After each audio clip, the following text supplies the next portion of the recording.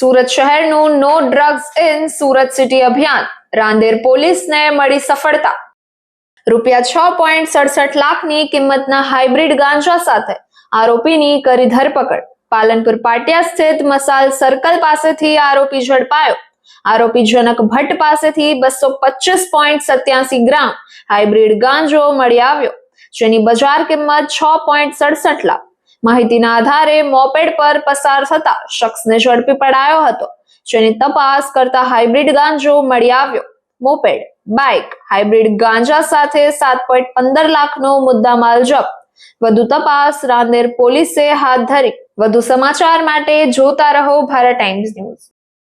हाँ, गईकाल रात्रे मोड़े बातमी हकीकत अमने मळेल के चरवाक नामनो एक व्यक्ति है ये इलेक्ट्रिक मोपेड पर हाइब्रिड गांजाનું વેચાણ કરવા માટે નીકળી રહેલ છે। તો એના માટે અમે વોચ બાતમી ગોઠવેલ, જેના આધારે મસાલ સર્કલ પાસે એ પસાર થઈ રહ્યા હતા। એ દરમિયાન તેમને કોર્ડન કરી પકડી અને એનડીપીએસના કેસની પ્રોસિજર મુજબ તેઓને ઝડપી તપાસ કરતા તેઓની પાસેથી 225 ગ્રામ હાઇબ્રિડ પ્રકારનો ગાંજો મળી આવેલ છે, જે 6.5 લાખ ઉપર એની કિંમત થવા પામે છે।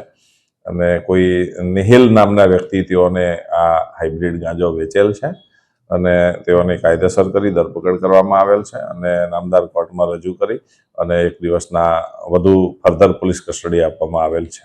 જી સર, આરોપીનો કોઈ પૂર્વ ઇતિહાસ ખરો? હાલ સુધીમાં તો જણાઈ આવેલ નથી, છતાં પણ એનું તપાસ ચાલુ છે।